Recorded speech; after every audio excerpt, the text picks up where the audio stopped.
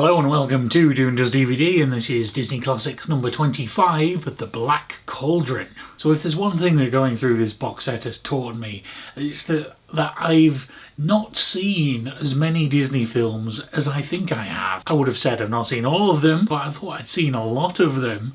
But it turns out that I'm not sure if I've even seen half of them. At some point I'll actually count up. But still, even some of the ones I haven't seen, I still know things about due to, being referenced in pop culture or being based on famous fairy tales or things like that. There were some like the package era, which I barely even knew existed, but then there are some which I have heard of but still don't really know anything about. And that's where we are with The Black Cauldron and the next two. I know the name, but I don't know anything else beyond that. We've got some interesting tidbits of information on the poster. 7 years in the making, apparently. So it's either huge and lavish with excellent animation, or it had troubles and was edited and re-edited and bits were added and cut and removed and they never really knew quite what to do with it, so it kept taking ages for them to get it out. And I've just noticed on the disc that this is one of the ones that hasn't been transferred to Blu-ray, it's only a DVD, which kind of leads me to believe it's going to be the second one of those two scenarios and that it had a bit of a troubled production, because surely if it was one of the good ones they would have made the effort to upgrade it to Blu-ray. The style of the poster though gives me a very strong sort of Dungeons and Dragons vibe,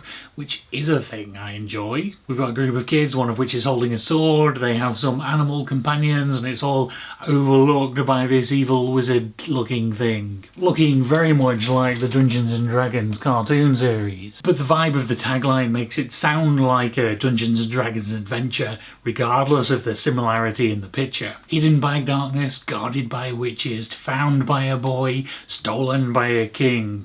Whoever owns it will rule the world, or destroy it. Based on the Chronicles of Pryclean series by Lloyd Alexander, even that sounds like a Dungeons and Dragons adventure. So to me at least, it feels like it has the potential to be interesting.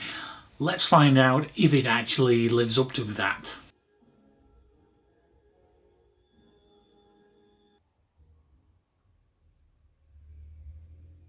So this was interesting, but I can't really give it much more than that. I talked about possible scenarios of why this took 7 years to make, and it turns out basically it was a bit of both. There were various behind the scenes troubles about deciding quite how to go about making this film, and it also is actually pretty well made visually. The backgrounds are luscious and lovely, the character animation is fluid and realistic, and it's even the first Disney film to include some computer generated effects for like bubbles and smoke and things, which I didn't realise had happened as early as 1985. And so it looks amazing, but then it is completely let down by almost everything else. The voice acting, particularly of the main character, is completely wooden, and the story is just such generic fantasy that it just doesn't really hold your interest. You start off with a young boy on a farm dreaming of a more adventurous life. Things happen, he has to go off on his first adventure, he meets a magical young girl along the way and an old bard. They come across a talking dog-like creature who sounds so much like Gollum, and they all have to go off in search of a magical MacGuffin in order to destroy it before the evil skeleton king gets it instead. And along the way they meet witches and fairies and learn about friendship. It's a story that's been told many times before and usually much better. And so it's pretty easy to see why this actually ended up being a complete box office flop. Given that it took so long to make, it wasn't actually that interesting, and so Disney ended up losing money on it, and it seems to be considered a lot on the internet to be the lowest point of Disney. And that's a shame really, because Princess Eilonwy here is probably the most interesting Disney princess we've had so far. She actually has character and opinions and is introduced to the story by rescuing the main character. There's more to her than just wanting to fall in love and live happily ever after, which it seems like all we've had before.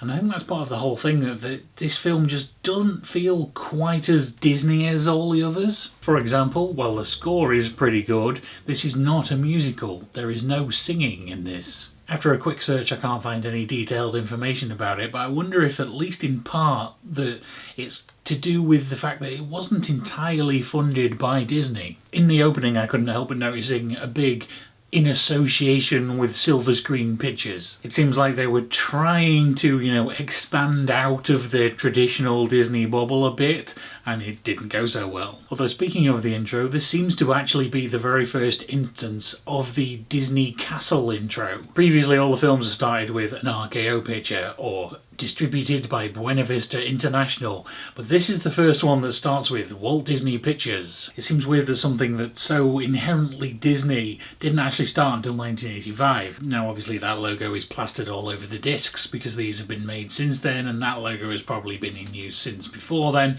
but this is the first time I recall seeing it actually attached as part of the film itself. And so that's about all you can say about this really. There's lots of interesting facts about this. First Disney logo, first PG rating, first computer generated imaging, but a bunch of interesting facts don't make a great film or an intriguing story. Have you seen this one? What are your thoughts on it? Tell me about that in the comments down below. Thank you very much for watching, and I will see you again next week with Basil, the Great Mouse Detective.